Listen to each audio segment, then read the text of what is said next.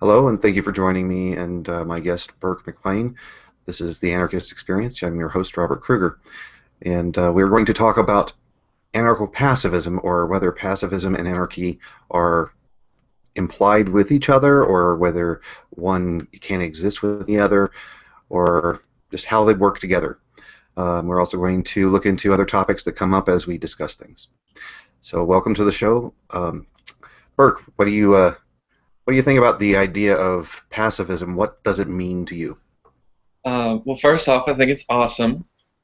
Secondly, thank you for having me on the show. And third, um, yes, pacifism is a requirement of anarchism to me. It's the practice of nonviolence, and violence can be defined several ways. It can be just um, the initiation of force intended to harm someone. And that's the definition that I like most because it requires intent. So if you use self-defense, that's not necessarily violence, um, but you can add violence onto the defense of self. Usually you can position yourself away from a threat and or turn the other cheek or put your hands up. I mean, I don't carry a gun, so that's my pacifism. It's a personal choice. It's not a dictate. You can't ban force without having a monopoly on force. So Okay.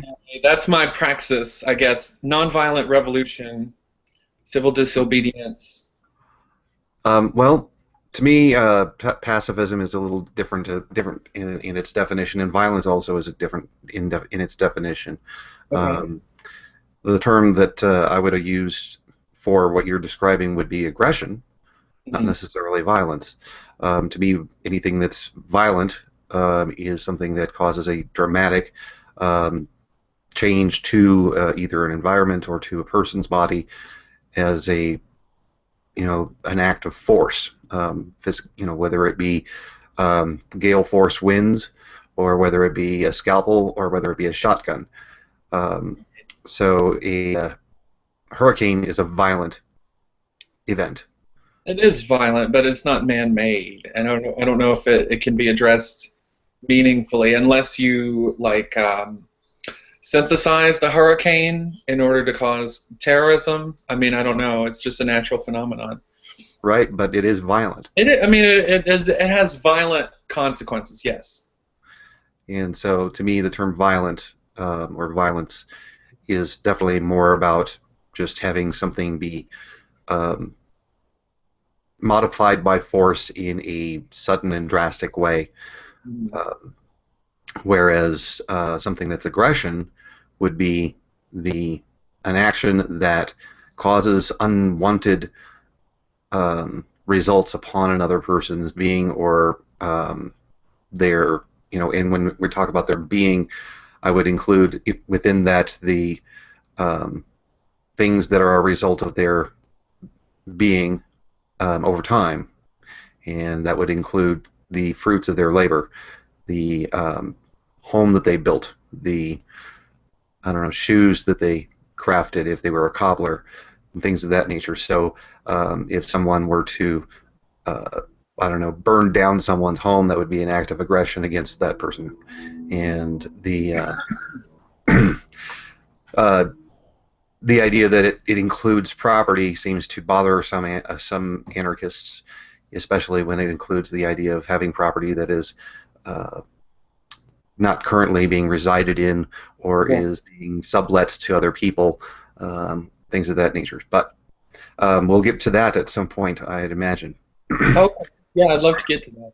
Yeah, but when it comes to the idea of pacifism, also, to me, pacifism is a specific philosophy which basically says the use of violence in any act is either unnecessary or unwanted, and should be avoided or not done, period. And that by reducing the amount of violence within the world, then we change the paradigm that we view the world in. And by doing so, we can lead people to a state of enlightenment and prosperity. That it is a choice to not participate in human-caused violence. Obviously, we can't help but have the violence that occurs from a hailstorm, but we can certainly avoid adding to it as being human beings. And I would imagine that to be a consistent pacifist, that would require that you be a vegetarian. That to be a consistent pacifist, it would require that you not respond to someone's violence who has initiated it towards you with violence, but instead to attempt to persuade them, to use whatever sort of social interactions that you might have where you can cause other people to also try to persuade on your behalf, using peer pressure, using an implication that if you're being violent, nobody will want to do stuff with you, and so you probably shouldn't. Things of that nature. But the use of violence in response to violence is actually not a pacifist, platform, in my opinion.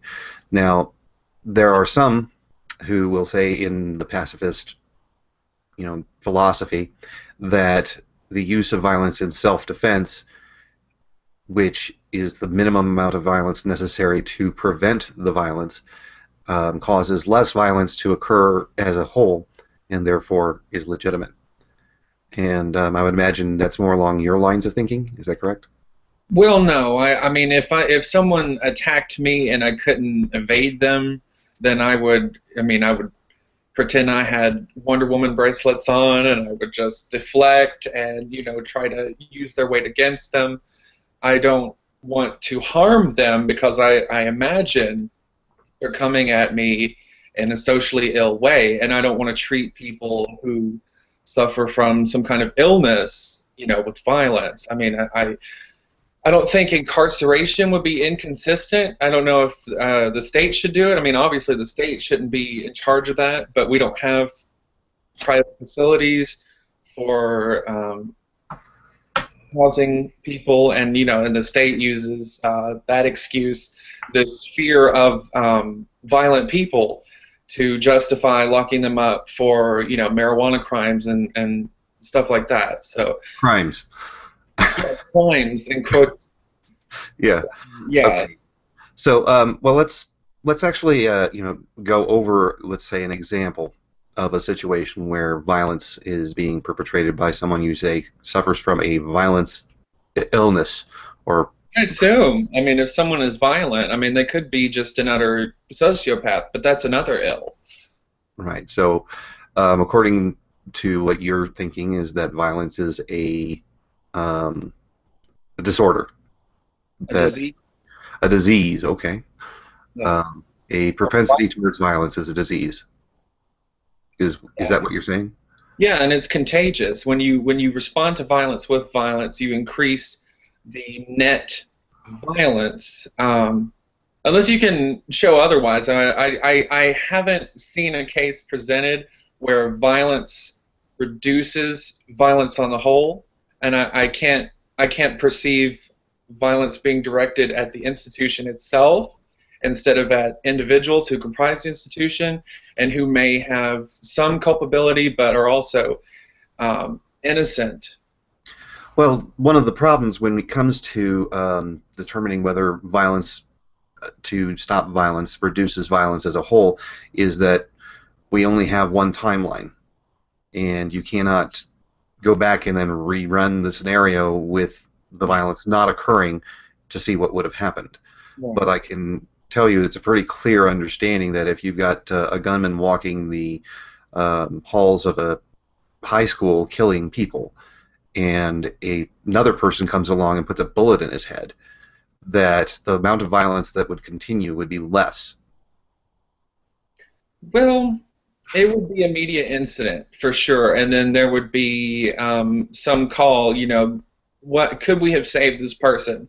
Like the Columbine shooting, could we have saved these kids who had been mistreated, and they took out their aggression in the form of violence and then kill themselves. Like, Well, certainly we could have, as far as preventing the abuses that they received as children, would have been a good start. yeah, To have a society that didn't approve of the use of manipulation and abuse towards children would be a good a good start to prevent these kinds of things as well. And that includes spanking and because I told you so, because I made you and I can take you out kind of language that tells children that they are nothing more than our chattel, that we will do as we will with them. Forcing them to go to indoctrination centers where they're instructed that if they do not obey, that they will be punished for not following the orders of some teacher. These types of things are creating a negative self-image. They're creating a hostility within a child who feels that they have no power over their own lives. Certainly we can agree to put it into these kinds of things and instead encourage children to learn through something like unschooling or peaceful parenting, and there's a variety of different educational methods that exist where the child is an active participant, where their decisions matter, where their wants and desires are actually included in their education, and that would empower people to not feel that the only way that they can take control of their lives is by pulling out a gun and pointing it at other children.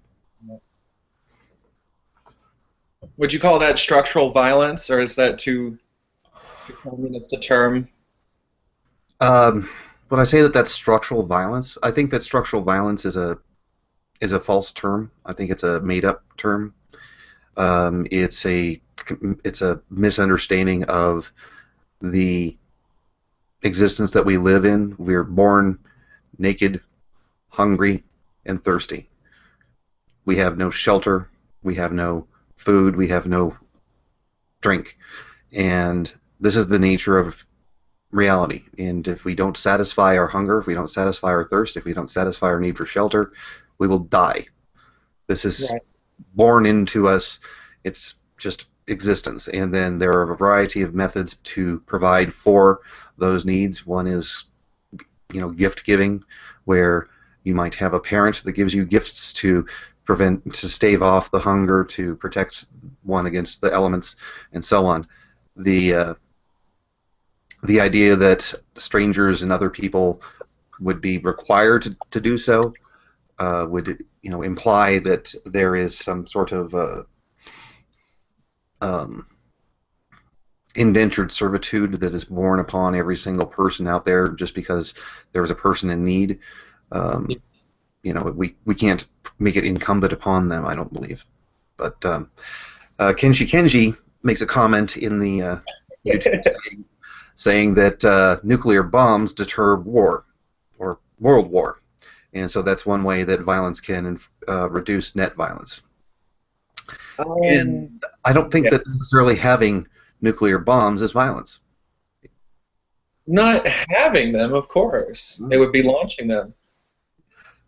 Having the capability and the willingness to use weapons that can cause a very significant amount of damage to your opponent or to the aggressor reduces the potential for that, or it creates a bad incentive for them to use violence against you, and that incentive is a very strong one and causes them to not be an aggressor.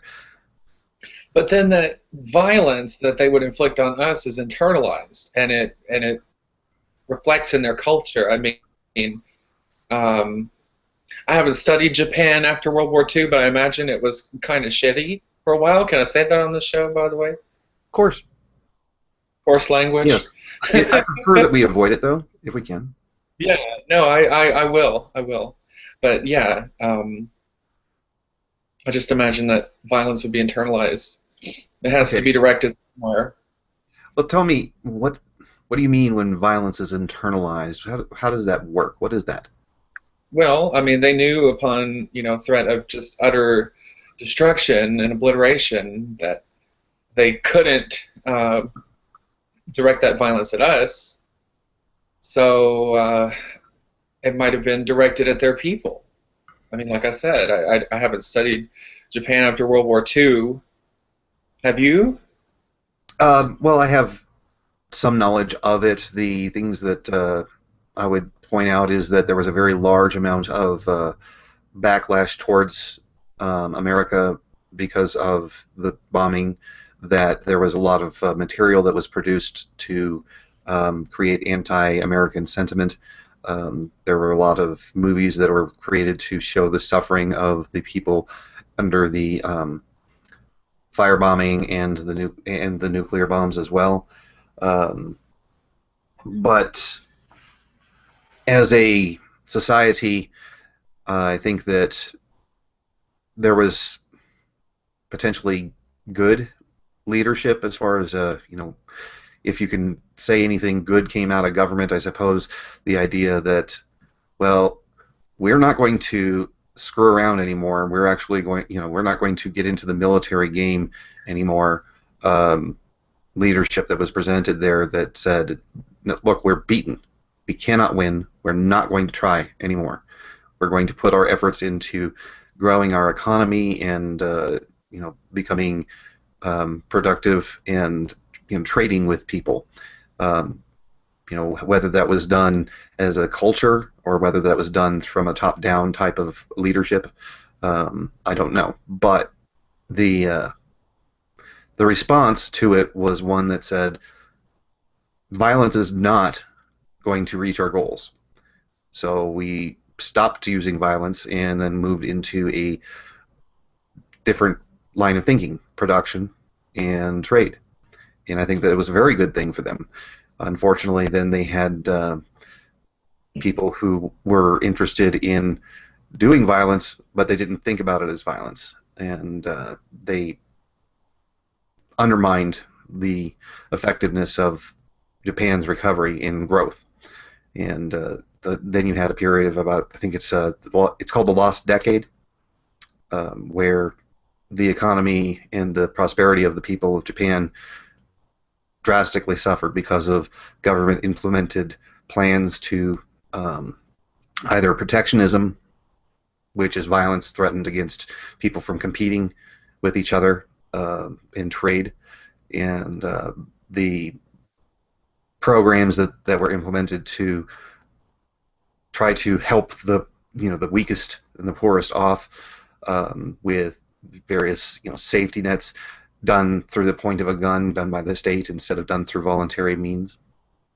So they had a good start after the bombing, but then they lost their way again.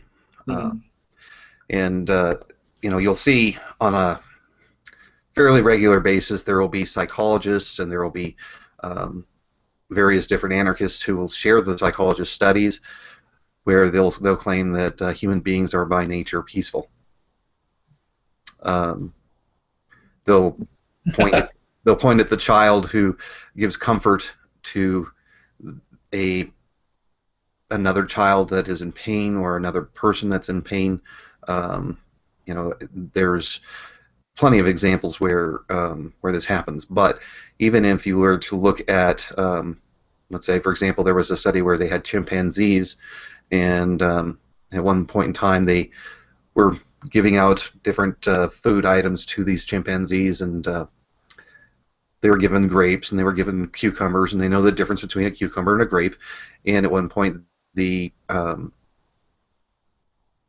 scientist comes along and gives a grape to one of the chimpanzees and then gives a cucumber to the other chimpanzee.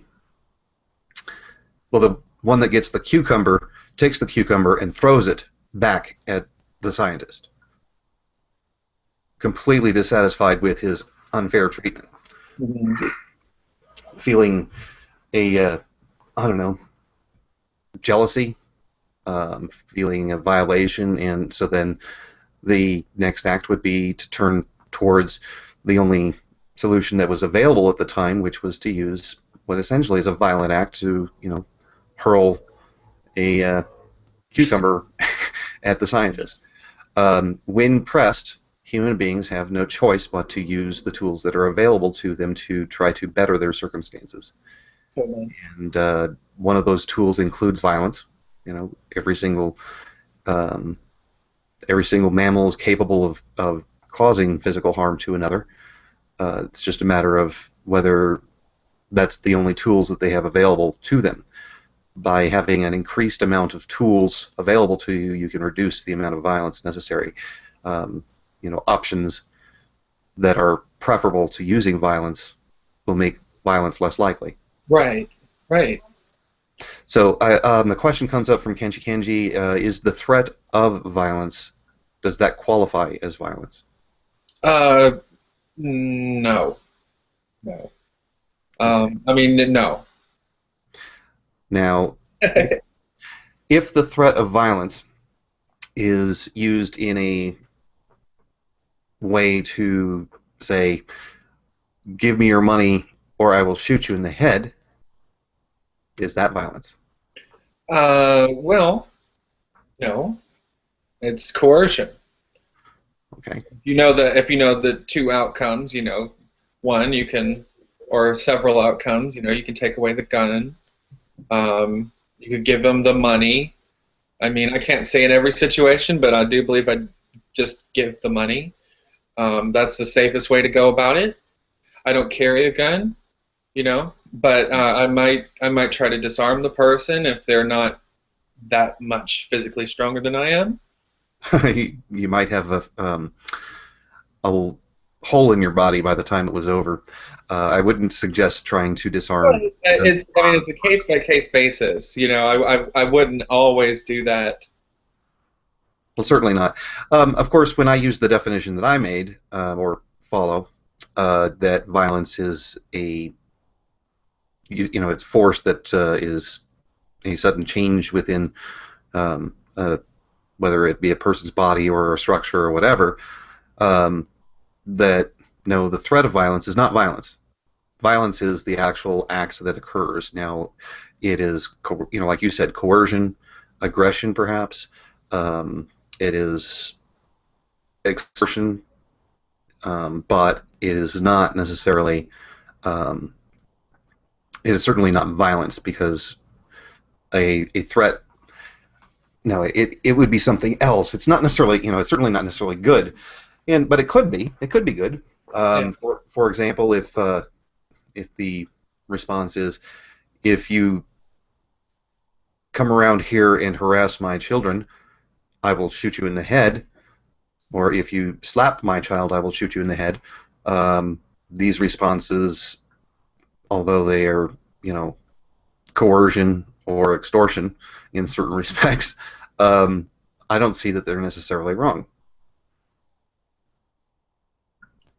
I don't know. It seems like isn't there a rule of proportionality in cap or philosophy that the crime or the response must meet the crime or the aggression equal? There are a lot of different perspectives on how proportionality works within dealing with someone who is an aggressor. How do you respond to an aggressor? With is it okay to use overwhelming force in order to deal with a minor infraction where significantly less force would be necessary? Yeah. And I think that you can make a lot of assumptions that will cause that to be the case. I don't know, let's say, for example, if we had a phaser that had a stun setting and a kill setting, and you have the phaser in your hand, all it takes is one push. You can push the stun button or you can push the kill button. Yeah. Either one is available to you, so if you use the kill button instead of the stun button for somebody who is, I don't know, running away with your mother's diamond ring, her engagement ring or something like that, well then you've certainly used excessive force in that case, but the response to that, that there's a lot of things that go into that. I mean, it's not exactly just an easy cut and dry situation. The amount of history that the person who has been violated is a significant bearing. The the environment where a person is at is also significant. How clear was the vision? Was there fog of war effect going on, where the person didn't know how dangerous the other person may be, so they assumed the worst, and that's a perfectly reasonable assumption. For some people, it's not, but to me, I can't deny that someone should have the right to make that assumption. That if you're, say, living in your home and there is a shadowy figure traveling across your property, approaching your home, from what your experience has been with your life, you've had aggressors take action against you in the past, in similar circumstances, and you feel threatened.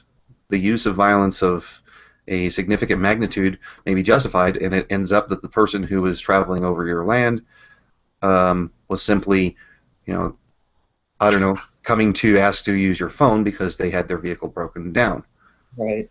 Okay, so it's not an easy thing to just cut and dry say, we cannot accept the use of gratuitous force in a situation, especially when the danger wasn't legitimate. Well, it's not about it's about whether the perceived danger was legitimate. Perception is reality. That's subjective to each person. I mean, I wouldn't persecute the woman who had that experience if someone had knocked on her door and then used it as a front, like I need to use your phone, and then raped her, and and she bears this trauma, and then somebody does the same thing. I wouldn't convict her morally for that because I understand her, her reasoning behind it. But I mean, it sucks. Right. There's not much we can do about the fact that people who have a history of having been the victim of violence are going to be have a higher propensity to use violence in their own defense, in all likelihood, at least in my understanding. But perhaps I'm wrong. Maybe they become more docile. It's just subjective. Yeah. Now, to me, pacifism is a very I will not use violence even in self-defense, and then you're using it as a, well, if I have to, I will. And so to me, that is more appropriate to the non-aggression principle position, which is that I will not use aggression, and I will use violence to defend against aggression if need be.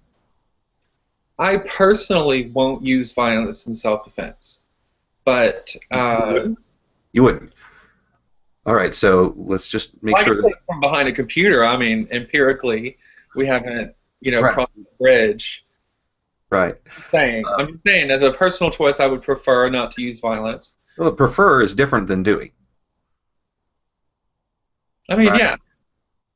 I mean, it's a practice. It's not, something I can dictate for myself. I can't remark on what happens in the future. I would like to say that I will not use violence against people because I can run away, I can put up a human barrier of myself, I can ask for help. I mean, there are a lot of options, usually. I just don't know. You just don't know. Okay.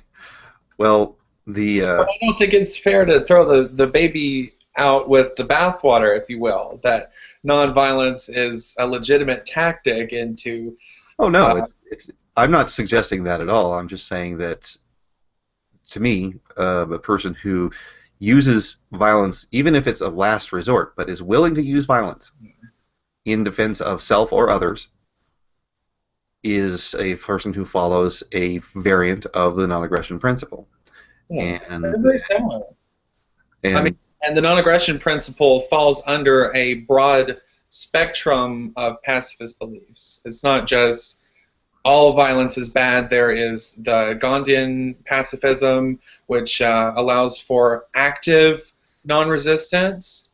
There's the Jesus kind, where you just turn the other cheek and and hope that hope that that violence is resolved communally instead of taking it upon yourself to be the authority.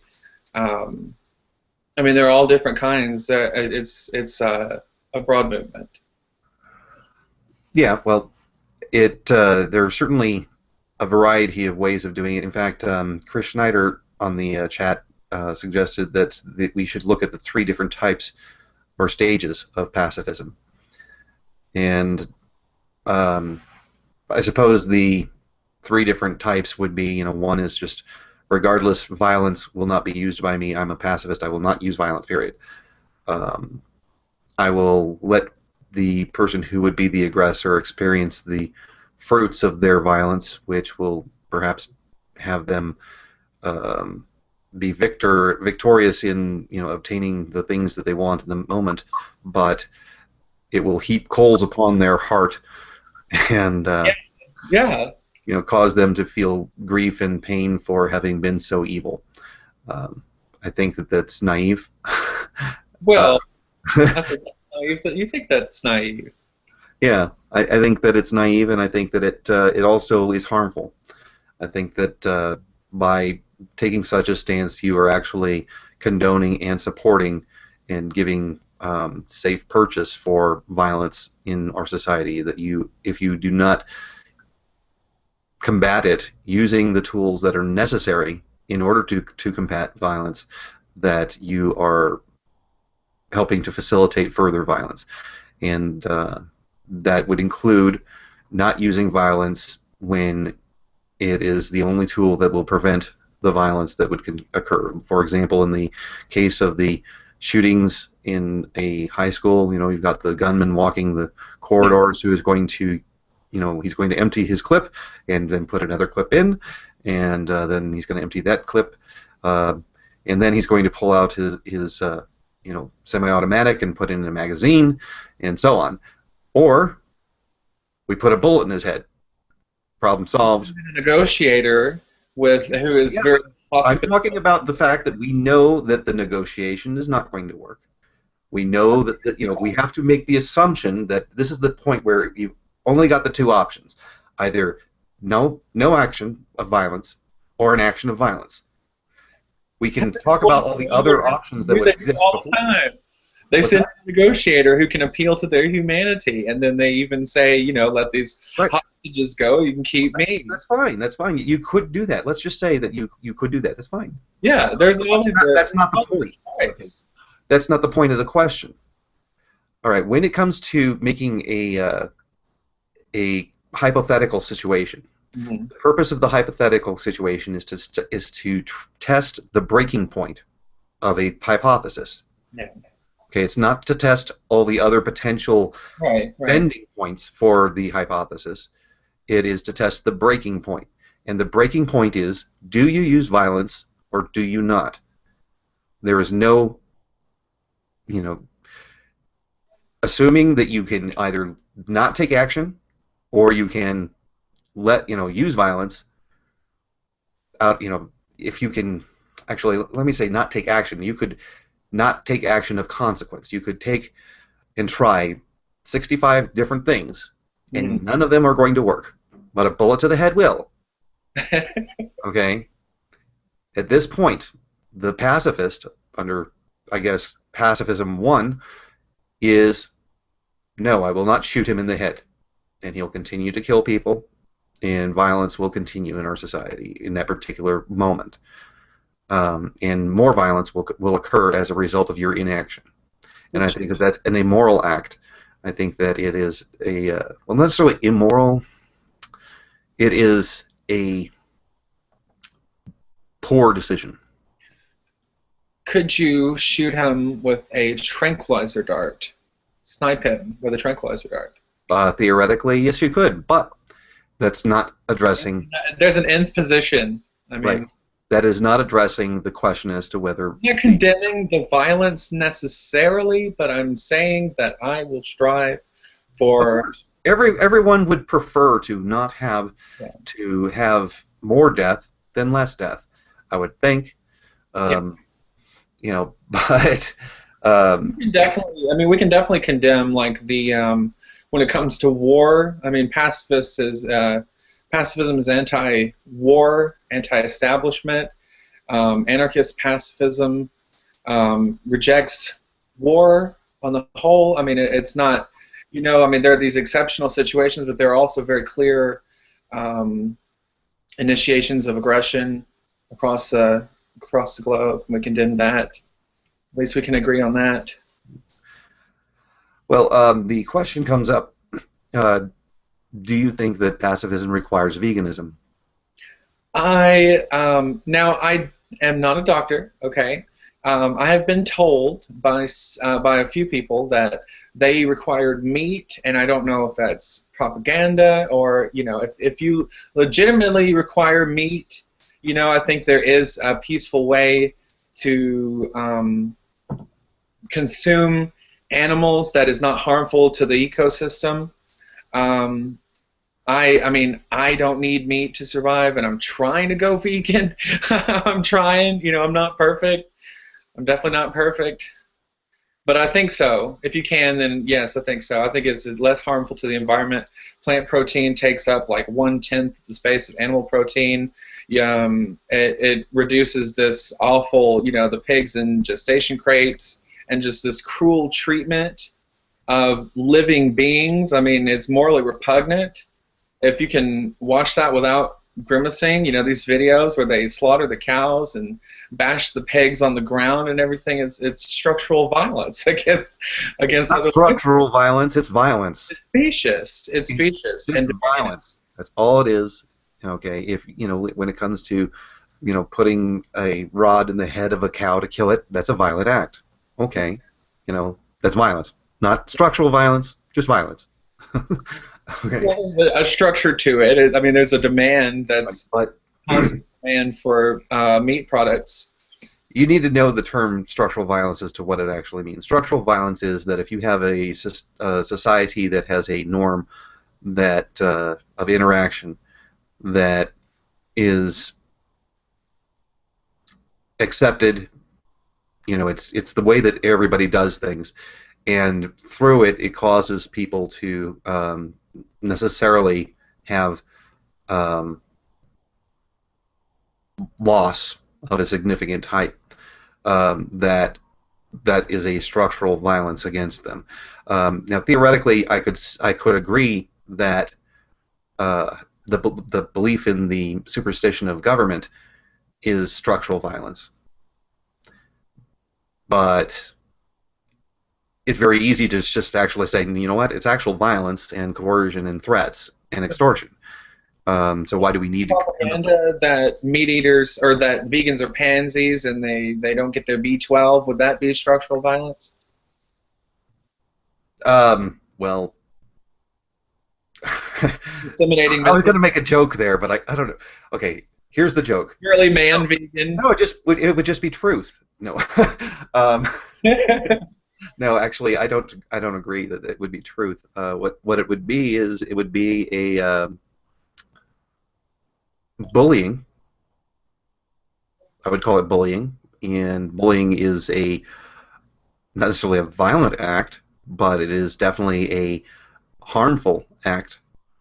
And we definitely do want to try to reduce bullying, because what bullying does is it reduces choices. It reduces options that people feel that they have for changing their circumstances for the better. And that is, by creating more and more options for people to choose from, we reduce the amount of violence that occurs. Violence occurs as a result of people feeling that they have insufficient options for their lives to improve their situation. Okay. Would you agree with that? Yeah, I definitely agree. I just thought, I mean, I guess I'm not, defining structural violence properly. I guess that I thought the propaganda would lead to violence, and I guess I assumed that was structural. I don't really know, I guess, what it means. It's just one of those terms that people throw around all the time, like free market or... Well, the structural violence, according to Zeitgeist and Venus Project and RBE supporters and so on would be that by creating a system where you can have property ownership, where you have capitalism, you have created an environment where the amount of land which is scarce would eventually be all owned by people. Right. And any new person who comes into this environment is now left with no options, and their life and their livelihood is entirely dependent upon the whims of those who possess the property. Totally. And then at this point, you have an act of quote unquote violence against someone because they are brought into the world with no potential, no possibility of seeking after their own needs and satisfying their need for shelter and food and water. And the thing that's stupid about that whole concept is no matter which philosophy that you go with, quote unquote structural violence will exist because there's a certain amount of there's a limited amount of vertical height that we can go on the planet when it comes to making skyscrapers. Before we'll crush through the crust of the surface of the planet. And if we have enough people that are standing shoulder to shoulder on the surface of the planet, we run out of space. Okay? And then what? You now have structural violence towards a new child because the child no longer has the ability to be able to even stand anywhere on the surface of the planet or in a building or whatever. The amount of space that we have is limited. So structural violence is going to occur whether you have an economic system that's capitalist or you have an economic system that's communist or resource-based economy type thing. It's just the nature of limited amount of space that we have on this planet. Now, of course, we can always expand into the universe and so on, but theoretically the universe is limited in size as well. Problem reoccurs. It's infinite. Ever expanding. No, as far as I understand it, the universe has has a certain amount of size. But theoretically, maybe we can expand the universe through our own actions. Who knows? But the idea is that there is the laws of thermodynamics that you can either create nor destroy matter or energy. You can only convert between the two. Eventually, if you had human beings which do consume, whether it be space or whether they consume food or whatever, eventually, if you had the population be to a power of a Google number of people, then we're probably going to run out of space in the universe and use up all the energy and matter that exists in the universe. In fact, you might not even be able to have a child at that point because the amount of matter necessary to produce the child would not be available. But regardless, the idea is that there are times where you have to accept that the nature of reality causes want, need, and suffering. It's just the way that the world works. Some people are born with a malady that is going to cause them pain. And then at that point you can go down the wrong-headed thought process, which would be something like in Menham's antinatalism thought, or you could go down the other thought line of thinking, which is that what we should be thinking about and doing is to try to provide opportunity and increase the number of opportunities that we have. And if we continue to increase opportunities for different choices, people will have the ability to plan their lives how they see fit, and this will reduce the amount of violence necessary for them to do so. So how do you create opportunities? Well, I think capitalism does it a hell lot better than communism. But I just, I disagree. By the way, I'm an anarcho-capitalist. communist in addition to being an anarcho-pacifist, green anarchist, and transhumanist. I think Well, egalitarianism is going to bring about, because when you have the ability, right? I mean, you have the ability, and I'm not going to override that with force. That's why I think property is a mutually violent claim, because you have to use violence in order to defend it, but that is meeting violence, which is the aggression against your property, in order to take it from you. But when you hoard wealth, it's kind of like a blood clot in the economy, at least actually, my perception. And um, the more that you allow wealth to circulate, the more opportunity it has to be utilized and extracted. mhm. Well, um, we can certainly get into the debate between anarcho-capitalism and anarcho-communism, but I It's think present. I'd like to actually try to keep it to the Yeah, pacifism thing if we can. for sure. Um, so, um, what do you think of my claim that is basically this, that I don't know, let's say for example you see that there is a man who has lycanthropy. He's a werewolf. All right. He decides that, you follow him, and he turns into the wolf and then goes through a little farm and kills two children and a mother and father. And so you're following him around, and then he reverts back to his human state. All right. Now, at this point, you can try a variety of actions, a course of action that as to how to deal with this person, and you can ignore it, and you can take no action at all. If you do so, what are the consequences? So, I mean, who would do that? I mean, Well, I don't know. Somebody who considers themselves an anthropologist, who has a non-interference policy. They're following the Prime Directive because they're an alien on our planet. so a werewolf would be a natural predator, and we should let it play out, sort of thing. They might have that belief system. Who knows? There's a variety of different reasonings behind some. Maybe they're a sadist and they like to see suffering.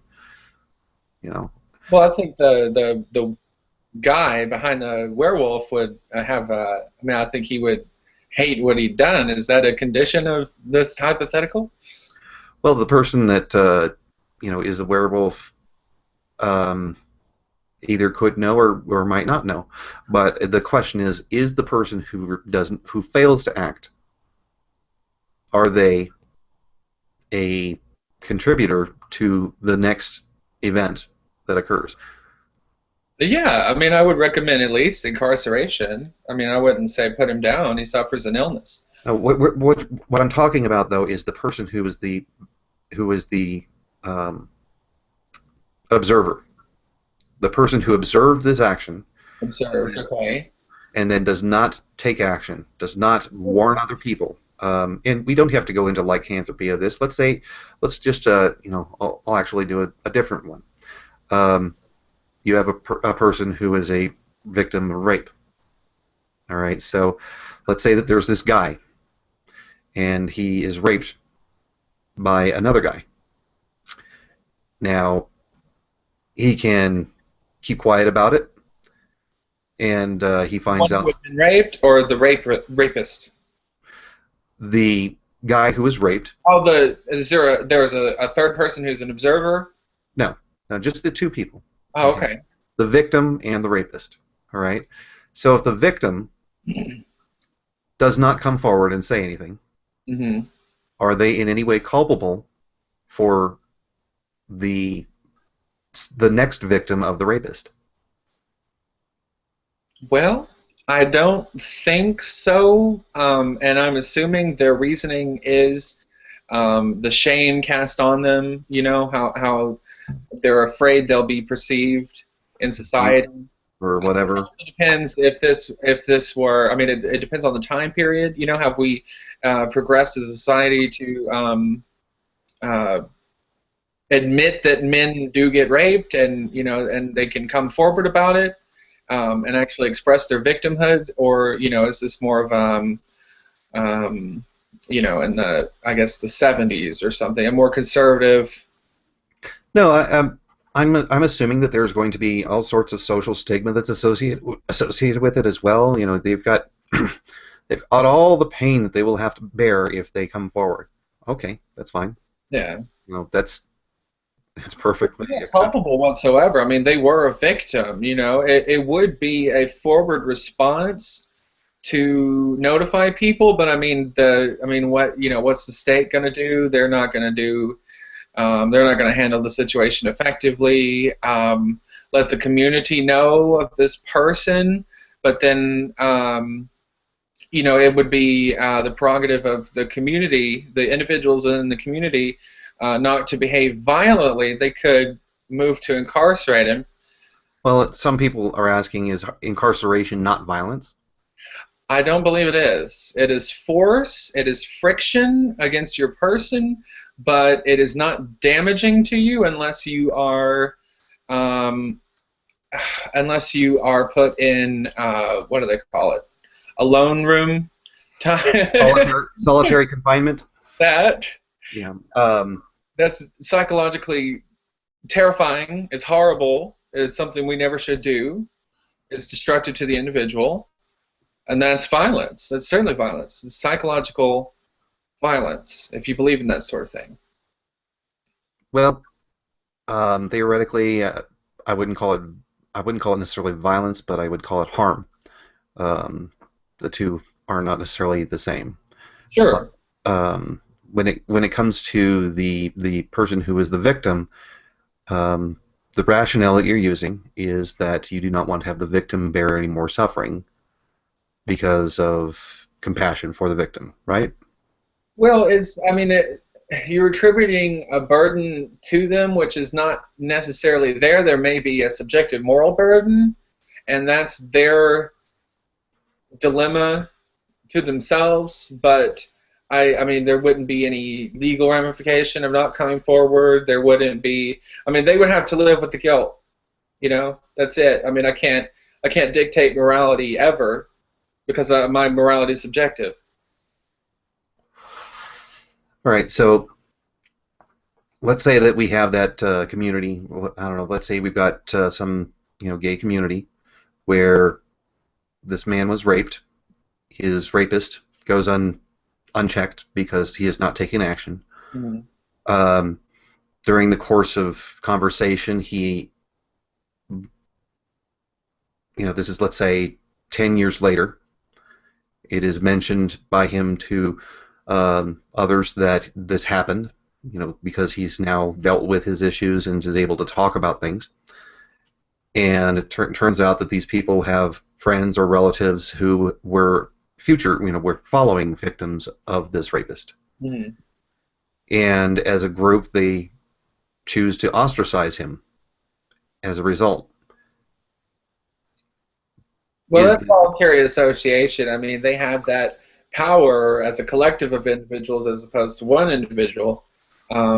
If his presence there is so harmful to them, I guess I could understand, but I would want them to find communion in having been victimized, mm-hmm. and collectively heal. I don't know. I think that that creates certain incentives for people to come forward and take action if by supporting them in bringing forward the evidence that they have that can provide the necessary tools to let us know how we should best act to avoid having future actions by the rapist. Then if we create the positive incentives for people to come forward on that, then we'll have more of that. Which is incentive. What's that? If the threat of being ostracized is there, that's a negative incentive. No, I'm talking about before. If there were positive incentives for coming forward right away, combined with the negative incentives of coming forward later, then we're getting to a net result that causes more people to come forward and point out their attackers at the time when it is preventing future bad actions and is therefore a net positive. And without these negative consequences for long-term, you know,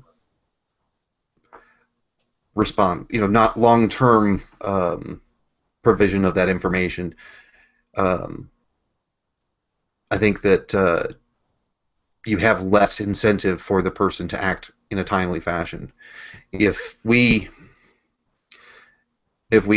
comfort them and reward them by being showing solidarity and all these nice things that we could do to help this person who has been wronged, who has done something, in my opinion, wrong by not acting at the time, then we're encouraging people to not act in a timely fashion by acting in a way that creates negatives for the person because didn't act is a good thing, and we should be doing that. And I know that it sounds harsh because now I'm having the victim be victimized again.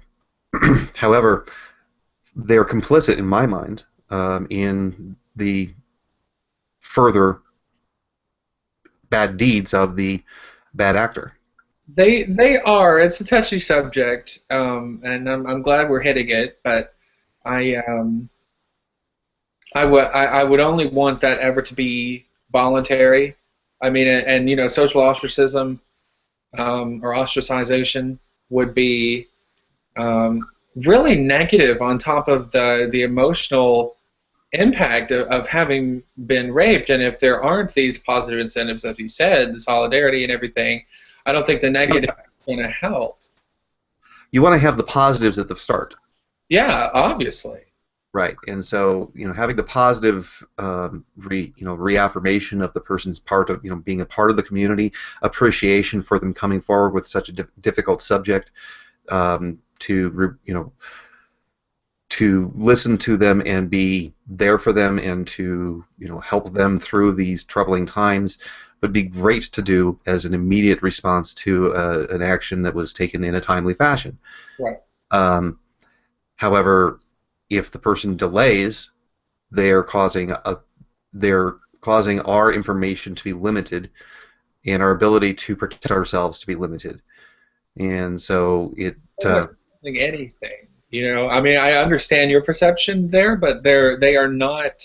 They are the victim, and it's desirable that they come forward. But if they have a reason that they didn't, it's so overpowering to them that it's going to cause them more shame, more victimization.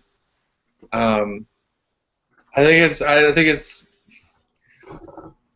I wouldn't put that on him, I wouldn't, and that is more trauma that people have to suffer. Okay. Yeah. All right. So, in a similar vein, let's say that you've got, I don't know, let's say 5 kids. They're all playing, or not necessarily kids, 5 adults. They're all spelunking. What is that? They're all cave diving. Cave hiking. Oh, I've never done that in my whole life. It's called spelunking, and so they're basically rappelling or climbing and whatever inside of a cave. Okay. All right. They tumble and fall down into a pit. One of them is able to climb their way out, and they will have a social response that is something along the lines of embarrassment, and their skills as being a spelunker will be questioned. They'll be ridiculed for being so careless with their hiking or climbing. All these negatives would occur. If they come back and say, well, um, all of us fell down this pit, and there's these guys down there that need help. Um, so if they choose not to say anything, okay, well, they feel that the pain that they're going to experience from the emotional tongue lashing that they're going to get is not worth it. So they don't say anything. Okay, well, that certainly doesn't sound like a reasonable way to perceive it, right? But they've all escaped from the hole? No, no, only one did. Only one? And he can choose whether or not to say anything about, well, there's these four guys that are still trapped there. Well, that would just be awful. I Yes, it mean, would be. I can't. I mean, it's possible for that to happen, but I mean, I don't think it would be um, utterly common. Well, certainly it's not common, but the point of the hypothetical is to cause the breaking point for your philosophy. No. Okay.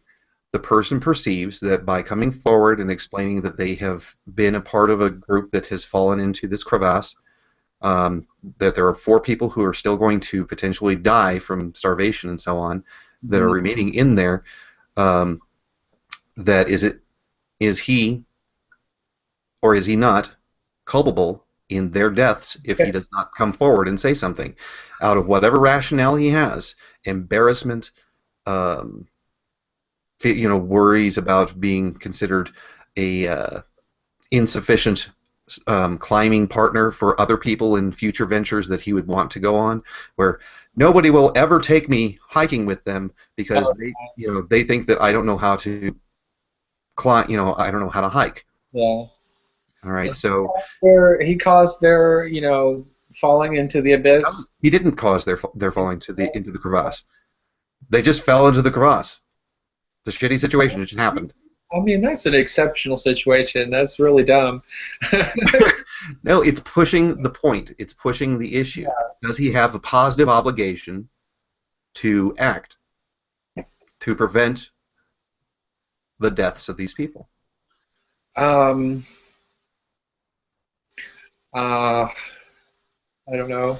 Fifth Amendment. I mean, and if I say he's not, that makes me, morally gross. Yeah, it's a really obnoxious question, isn't it? Yeah. The point, the point being is that if we have sanctions against him upon finding out that he could have saved those lives and did not, um, that's potentially going to be a pattern that we would follow for other things. And if we follow the same pattern, then the person who was a rape victim, who does not save future rape victims by Well, coming forward, has done a disservice and therefore should have the same type of response. I'm fine with the economic sanctions because that's not violent per se. It may be coercive. But on the cave issue, um, I need to know more information. I mean, obviously that can happen, and I don't need to moralize it. It's like if a community finds that out, they also have to assess his mental state. Is he autistic? Does he have severe social, something that would have caused him immense shame more than a normal person? I mean, is he or is he just a psychopath? I mean, is that why he did it? Did he do it intentionally to let those people die? But that wasn't your scenario. I'm just No, saying. the scenario is the person is A shame. he's a very avid Yeah. hiker. He's a very avid climber, and he loves to go for hikes and climbs and so on. And he knows that his reputation will be so diminished by admitting that the rest of his team and he fell into this crevasse Mm. that no one will take him on hiking ventures in the future if he comes forward. He has this fear. Maybe it's real, maybe it's not. But he knows that his life and his future will be drastically diminished, Yeah. according to him, if he does not act. Which could be exacerbated by. Sorry, if he does act, if he tells people that where these people are. So if Yeah. he acts, he believes that he will have these negative consequences. So he chooses not to act, and therefore the 4 remaining people in the crevasse will die. Okay, he's making a choice to not do something. Okay, that's, he's not necessarily compelled to act. Is that what your position is? Is he required to act? Uh, by what authority? I mean, you're talking about the incentives, and that's good. That may help. He also could be, like I said, I mean, autistic or schizophrenic or Right. some kind of anxiety disorder. Well, no, And the only disorder that he has is that he's really, really into hiking. yeah, really, really, well, he's autistic. He's autistic. I Passion. think I think that we would be undermining the what autism actually means to suggest There's an obsessive trait to it. I mean, you can he's fixate. compulsive. He's compulsive. Yeah, Okay. compulsive hiker. Yeah. Um, I mean, I'd have to examine his reasoning. It's still. I mean, it's a great theoretical, and yeah, you turn that back on me. But I mean, I'd still. It would still be contingent upon each person, each subjective case of that. I don't know every quality of this man's behavior except right. that he really likes hiking. Yeah. Well, So, if in the way that I would think that we would deal with it is that there would be eventually at some point it would come to light that his inaction caused the deaths. yeah. Well, the Right. market will decide that. I mean, the If he invisible hand, they'll, and people stop trading with him, and then people stop trading with the people who do trade with him. It's a chain, chain so if he effect. gets boycotted and there's ostracism there, Socially right? boycotted, economically boycotted. Yeah. So then at that point, the person has the appropriate negative consequences as a result of their inaction, Mhm. and then that prompts them to be more, have a greater incentive to act at the time. Um, and it would be it would behoove us, in my opinion, to have positive incentives for those things that are good actions at the start, and also have negative consequences for um, bad actions or inaction, um, for things that should be done that aren't being done, or bad things that are being done that shouldn't be done. If you don't have a negative consequence for doing something wrong, doing something bad, then it creates a positive incentive for doing the bad thing. I agree. Yeah. So then this is where I'd like to actually go into the incentives thing that we were talking about before. When it comes to an incentive, if a person has the ability to create something of value, and upon the completion of this thing of value, others will freely be able to come over and use it to their benefit, without his permission, without making some sort of arrangement with him, in exchange to use the item, and their use value, the use that they will have out of it will also cause, um, what's it called, depreciation, because of wear and tear that will occur to it. I don't know. Let's say, for example, the person makes a fishing net, right? And so I've got a fishing net, and now I can capture a lot more fish and feed my family in significantly less time. The amount of time necessary to get the fish necessary to feed my family of 8 is an hour instead of the 10 hours that I used to do using a fishing pole and line.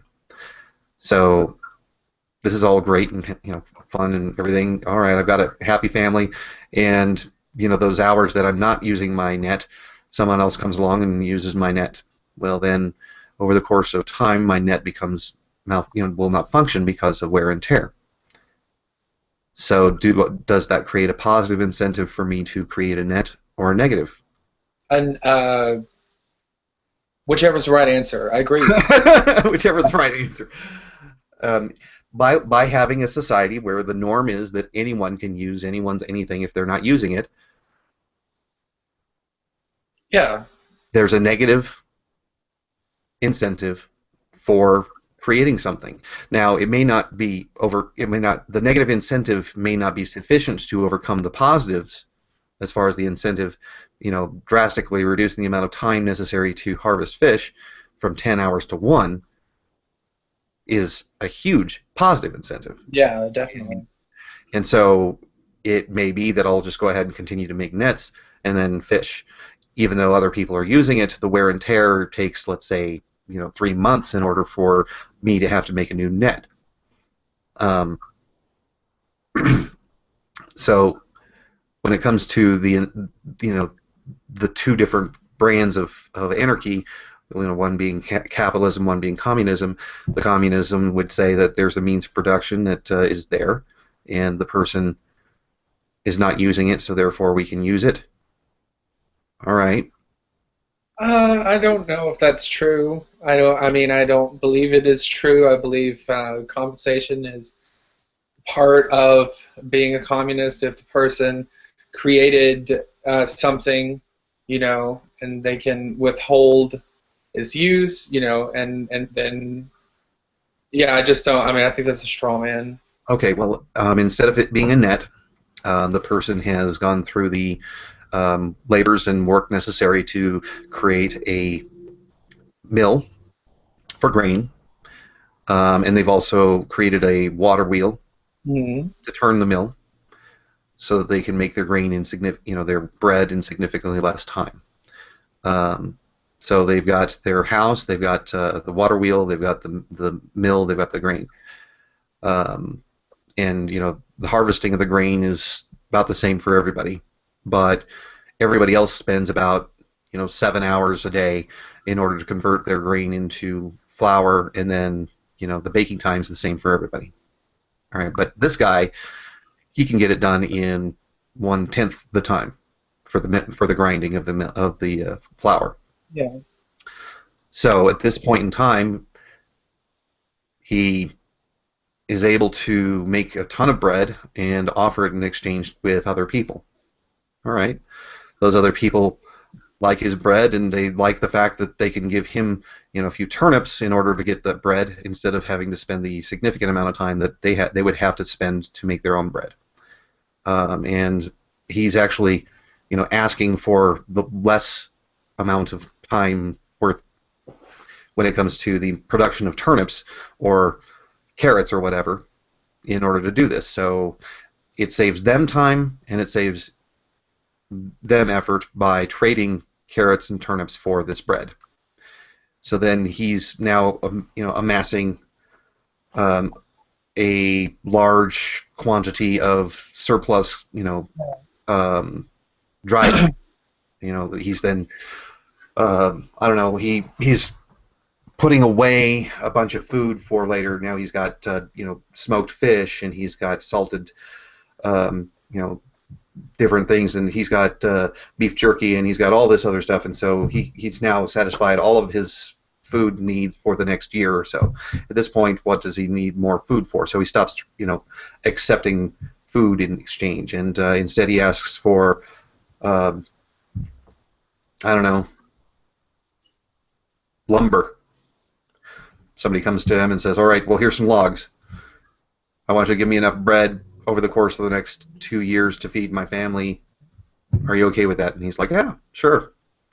So over the course of the 2 years, he gives the bread, the other guy gives lumber, and eventually at the end of the 2 years, the guy now has enough lumber in his possession to make a new house. And so then he makes a new house, and he's still got this mill in his old house. Is that still his? We would assume so. Now, the moment that he lets somebody else go into that mill and make their own bread and asks for something in exchange, he's now a capitalist. Yeah. Though, yeah, he is a capitalist.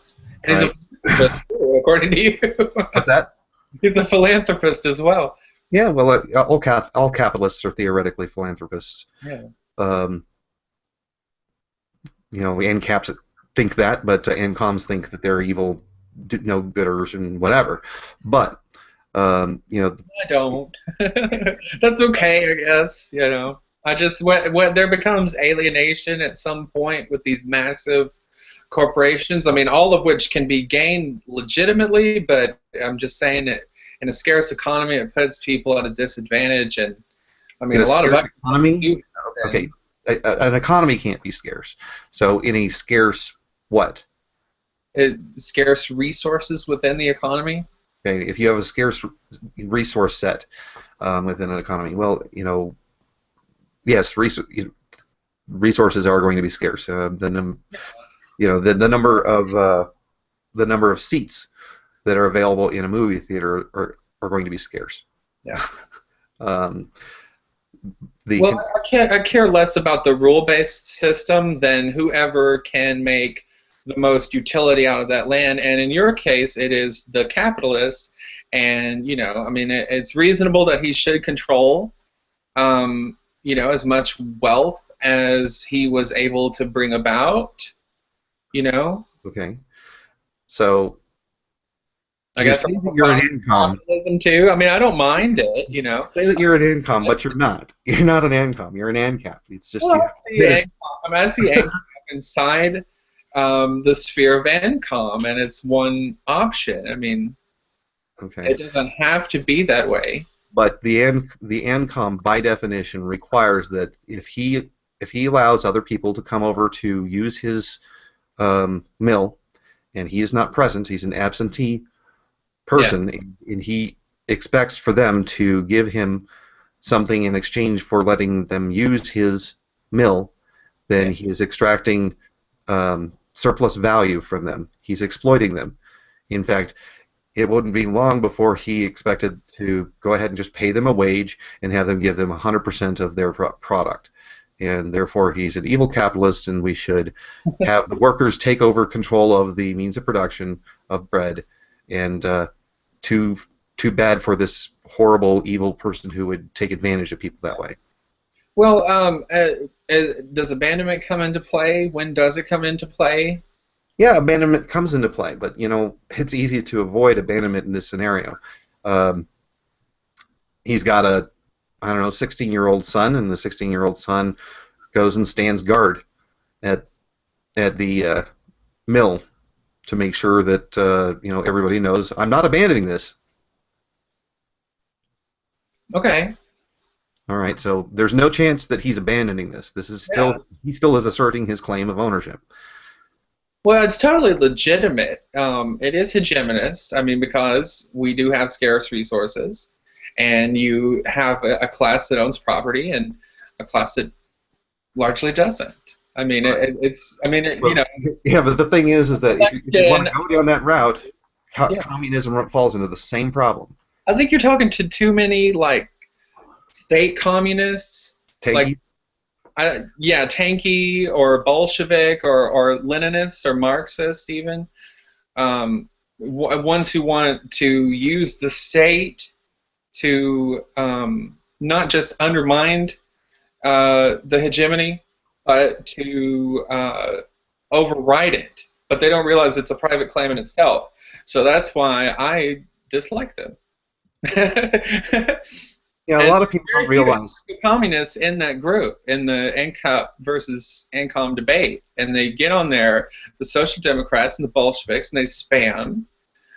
They spam the comments, and they just try to drown out the opposition. So you used a term that I wasn't familiar with, which was hegemony, and it's according to this leadership or dominance, especially by one country or social group over others. Right. And so you are claiming that the person who has created this mill is now He's part of an aggregate. he's now a part of this social group that has power Yeah, or leadership or dominance over others. well, definitely. Okay. I mean, that doesn't have to be a bad thing. I mean, when you can't present an alternative to it, I'm just saying that's what is. That's what happens. Okay. Now, They have authority over matter because they created it, or they transformed it in a meaningful way. They have right. hear it. So this is the homesteading principle, if people are not familiar with it, that if you've taken the unowned, where there is no claim of ownership, and converted it into something new that didn't exist before through transformation, you are now the owner of it. Um, so then I guess when you're talking about the idea that this is an ownership claim, when the communist says that, well, the workers can take, and use the mill as they see fit, regardless of the wishes of the person who created it. Well, that is an ownership claim. And That negative incentive? yes, it's absolutely a negative incentive. Why would I bother, going Yeah, through and creating a mill if I know that I'm not going to be able to benefit from it? totally. Right. Well, you can benefit from it just fine. All you have to do is just work it. Well, gee golly gosh, thanks for the Yeah, wonderful, idea that I get to work under the rules that you set forth. yeah.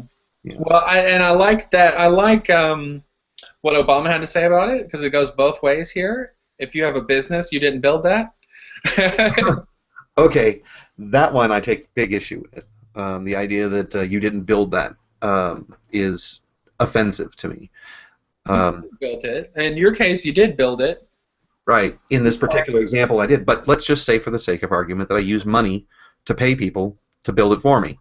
Where'd the Yeah, money come from? yeah. Well, it could have come from anywhere. I All mean, right. Give me an example. well, you could have shot and killed somebody and taken their money.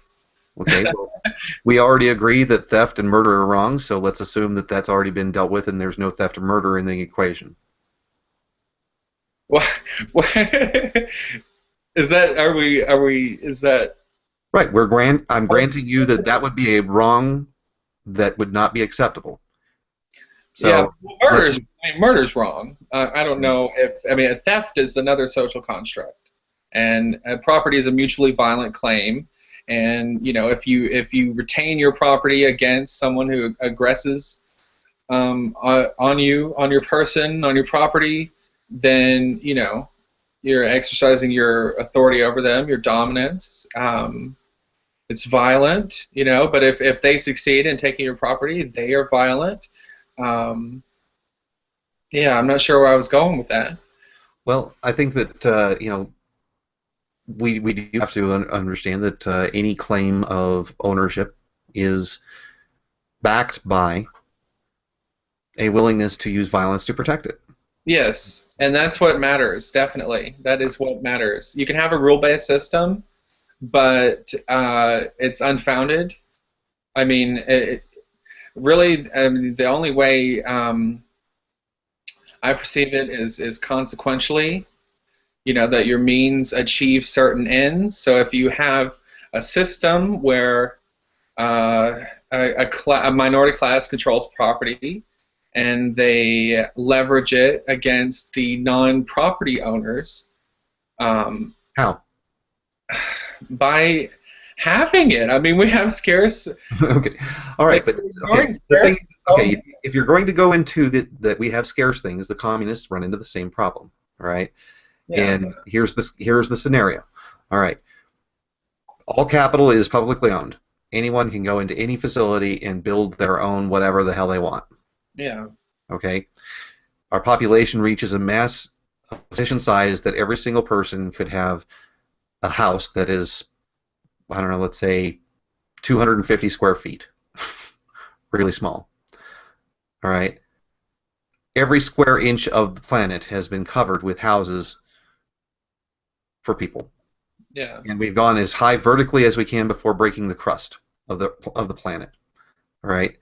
Now, every single one of these people who is a property owner has leverage over every single new person who comes into existence. yeah, All yeah. right. Yeah. It has to be. I mean, that's.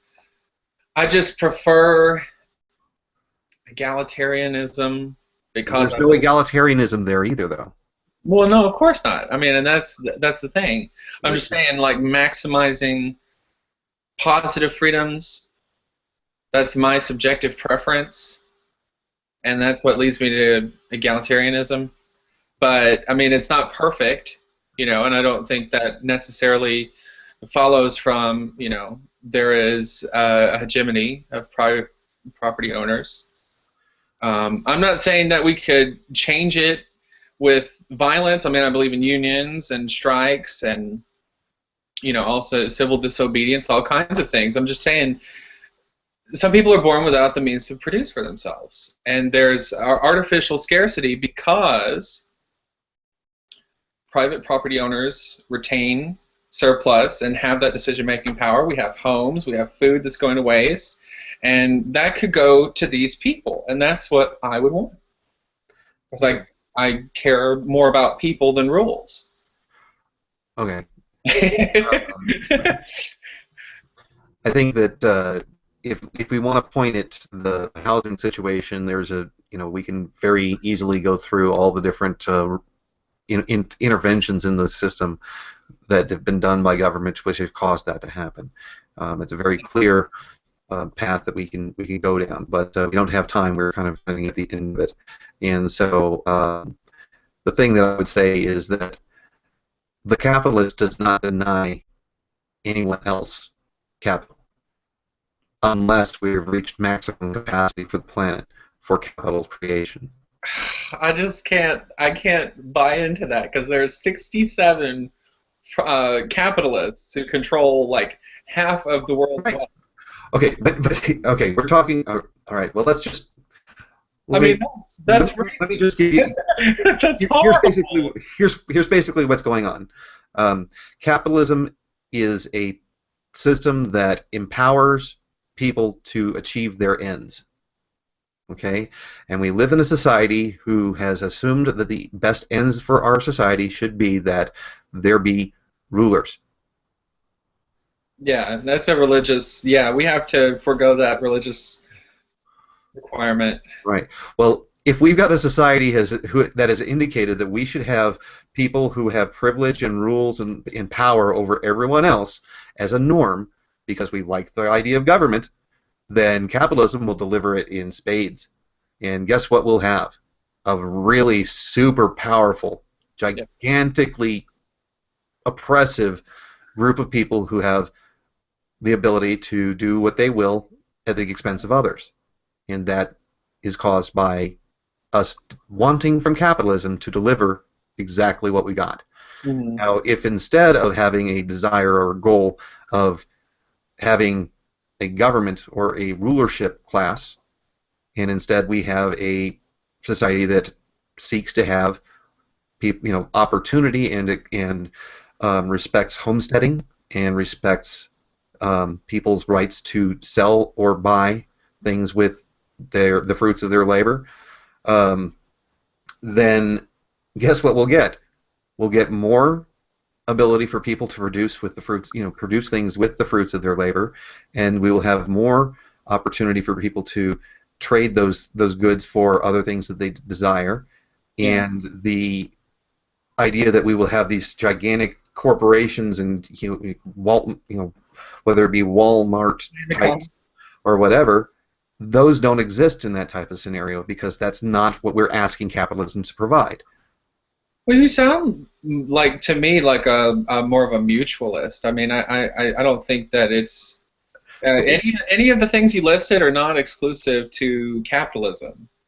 Okay, capitalism to me, and if I'm not, maybe a mutualist might say that they agree with this. If that's the case, maybe I'm a mutualist. But as far as I understand it, an anarcho-capitalist believes this: that I own the fruits of my labor, and that includes homesteading unknown land, unknown resources, and I can use it to whatever end that I want, which includes creating means of production and a building to house those means of production, and then offering other people the option of using those means of production in order to produce goods, and making voluntary trade relationships with them where I offer them, let's say, $10 per hour in exchange for all of the fruits of their labor.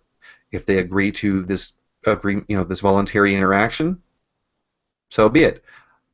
Now, that to me is a capitalist, a person who accepts that there is private ownership of the means of production, which can be for profit.